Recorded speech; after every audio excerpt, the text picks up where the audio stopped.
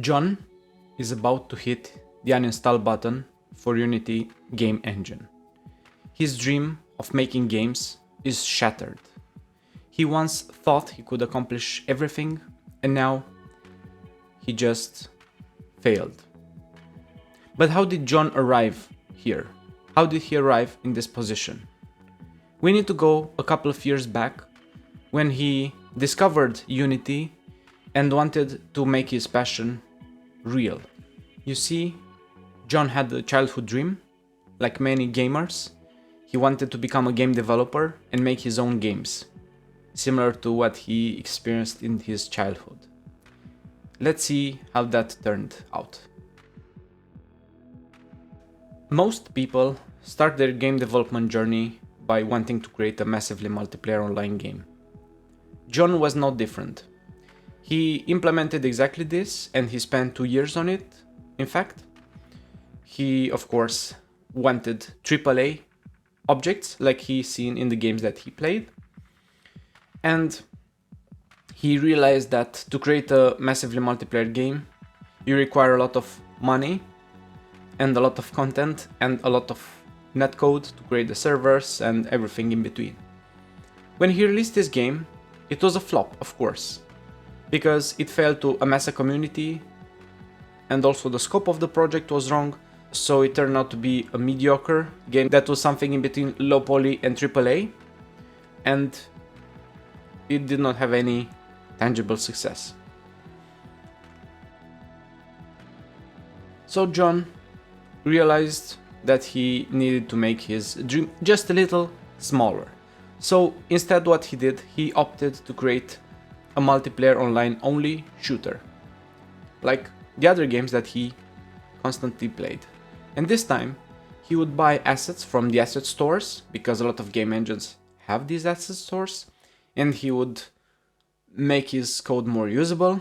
And also he took what he learned from making an MMO into this new project. He thought this is gonna be his success story. It turned out to be that after 2 years more, he failed with this one as well. It also did not make any tangible traction. The few players that have bought it realized it was also an asset flip, because he bought too many assets from the asset stores. But also nobody wants a multiplayer only game where you cannot do anything in it because there's no one to play with. So this second idea of John also was a failure. The third idea that John had was to implement a small game and learn from his mistakes. So he did not buy any assets that could make it an asset flip, or he properly scoped the project in order to not overkill it with features that are not needed, and he made sure also that he created a community around it so that he can publish his game and also have some buyers to gain some traction on Steam. And he spent 2 more years on this, and at the release time, negative reviews started pouring in. Why was that? It was because John failed to realize that he needed to make his game fun to play.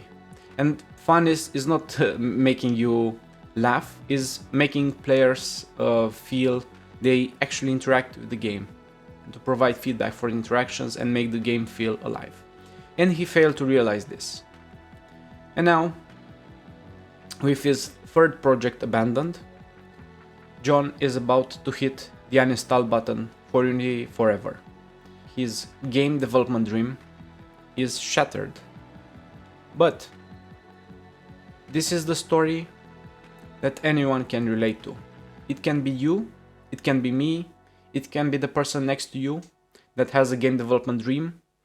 They start creating a couple of projects, they release them or not, and they fail. And this is normal, because game development is hard.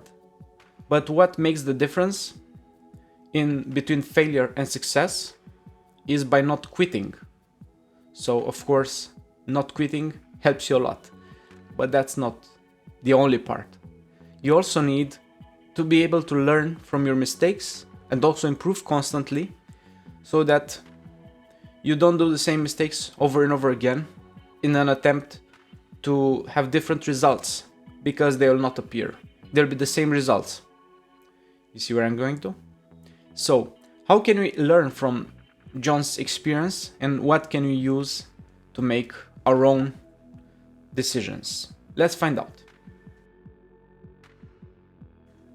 So of course, we have to keep in mind that the project scope needs to be small, needs to be reasonable for the developers that are working on it to be able to create it, and also in a time frame that is optimal. The other one is the use of assets. And what I mean by this is, of course, if you use assets from the store that other people might have used, the players will know it. They will label your game as an asset flip, and it will fail, obviously. So you have also to create your own art for your game to make sure that is unique in its own way. You also need to make your game known as early as possible. So when you have a demo ready, be sure to make it public on Twitter, on Reddit, on Facebook, whatever platform you want. There are a lot of them.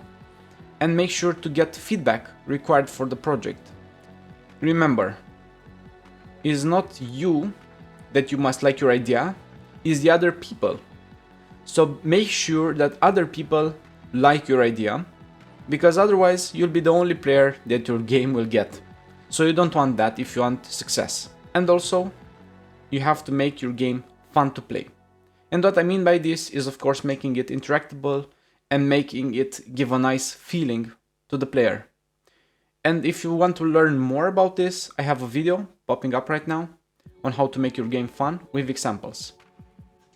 Bonus tip: find a community that can also support you.